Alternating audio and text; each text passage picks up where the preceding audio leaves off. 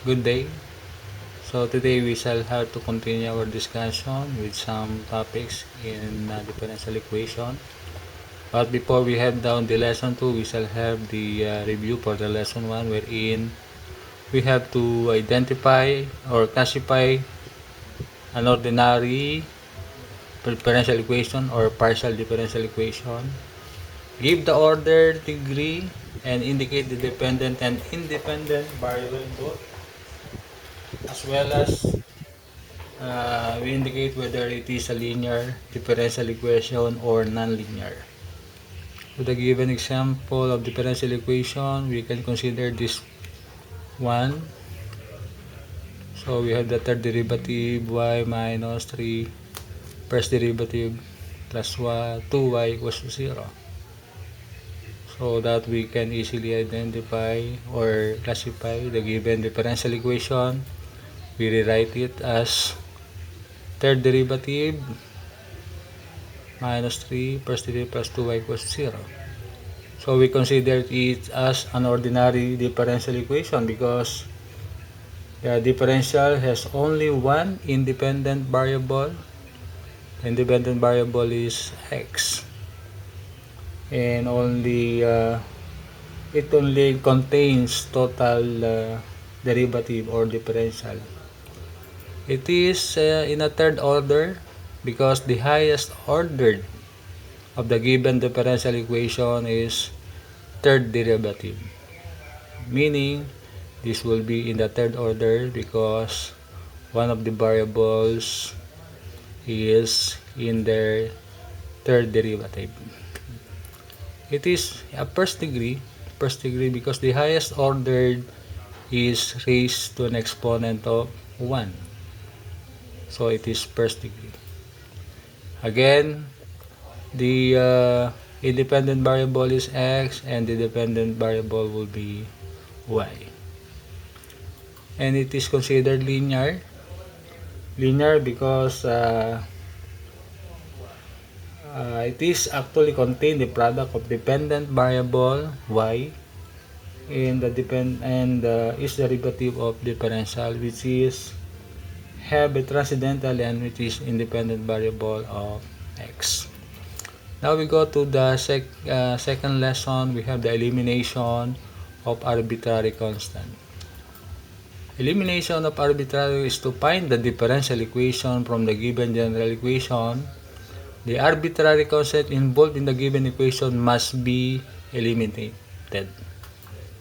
So these are certain rules. We have to differentiate, and then it is depend on the number of arbitrary constant present on the general equation. So it can be up to second derivative if we have to observe that they have at least two arbitrary constant present on the general equation. The order of the resulting differential equation should be equal to the number of arbitrary constant, and it is free from arbitrary constant. So these are the examples that we shall have to discuss. Let's take the first one. X cubed minus 3x squared y equals to c. As you will see here, this is a simplified steps in finding the differential equation of this given general equation.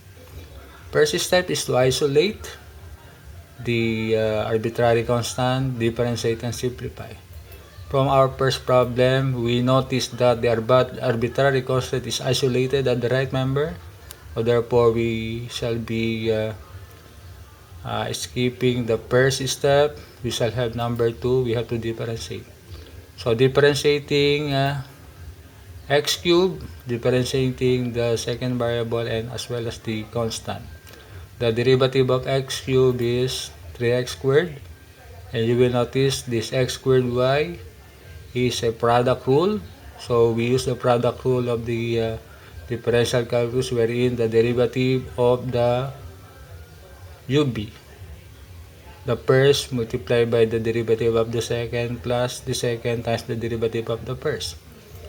So the derivative will be x squared First derivative, the derivative is y prime. The second, what is y? Derivative is 2x. X squared, derivative of x squared is 2x. So that means we have 3x squared minus 3x squared y prime minus 6xy. Then we go to third step, simplify. So we have the common monomial factor of 3x. All the members of the equation, they have 3x, so we divide it by 3x, it becomes x minus 3y prime minus 2x. So this will be your answer. The second problem, we have y equals to 3x squared plus c e to the negative 2x. So again, our step is to isolate, differentiate, and simplify. So the given example, you will notice arbitrary constant has another variable, so it is not free. So we have to isolate it first. So isolating the constant, so that means we have to transpose 3x squared, y minus 3x squared, and equals to c e to the negative 2x. So to free arbitrary constant c, we have to multiply this, the left and the right member of the equation, by e to the 2x. So that becomes e to the 2x, y minus 3x squared is equals to c. C to the negative 2x times e to the 2x equals to 1. So the arbitrary constant is isolated. Then we have to go to differentiate. Again, this is product rule, u and b. So if u, that will be derivative of u, be u, or first times derivative of the second plus the second times the derivative of the first. So that becomes e to the 2x, derivative of this is y prime minus 6x. Y minus 3x is rewritten, then the derivative of e to the negative a to the 2x is 2e to the 2x equals to 0. After that, we simplify. So since they all have a common factor of e to the 2x, our differential equation becomes e to the 2x y prime minus 6x plus 2y minus 6x squared equals to 0. Dividing it by e to the 2x to make it more simplified. So that becomes y prime minus 6x plus 2y minus 6x equals to 0. And that will be our differential equation of the given general equation of y equals to 3x squared plus c e to the negative 2x. We shall have to go to problem number 3. So y sin x minus xy squared equals to c. Again, we have this step, isolate, differentiate, simplify. You notice again, c, arbitrary constant c is isolated. That means we go to the second step, differentiate. Differentiate that, reviewing the product rule, u db plus b du, because of y sin x equals to xy squared equals to c. Differentiating it, that becomes y, derivative of sine is cosine, sine, derivative of dy is y prime, x, derivative of y squared is 2y prime, minus y squared times derivative of x is 1, so that makes this y squared, so equals to derivative of constant is 0. That becomes y cosine x, y prime sine x minus x 2xy, because common monomial factor is y prime, and this also have a common monomial factor of y, so that makes simplify it as y cosine x minus y prime sine x 2xy, or we serve this y prime as dy dx, that is, then we multiply it by dx, so the answer is y cosine x minus y dx sin x minus 2xy dy is equals to 0. Or the first simplified form is your answer. So we shall have to have the problem number 4, y is c1 or c sub 1 sin 4x plus c sub 2 cosine 4x plus x. Again, you will notice you have many or two arbitrary constant present on the general equation. So we remind you sa rule, we have differentiate the given equation as many times as the number of arbitrary constants. So we have two arbitrary constants, so meaning we shall have to differentiate it up to the second derivative. So y, that will be our general equation, taking the first derivative, y prime, so that will be 4 cosine 4x. Derivative of sine 4x is 4 cosine 4x. Derivative of cosine 4x is negative 4 sine 4x times the arbitrary constant 2 plus derivative of x is 1. Taking the second derivative of this one, so we come up with having a common factor of 16, negative 16. So you have c1 4x plus cosine 4x. Derivative of 4 cosine x is 16 sine 4x. Derivative of 4 sine x is 16 cosine 4x.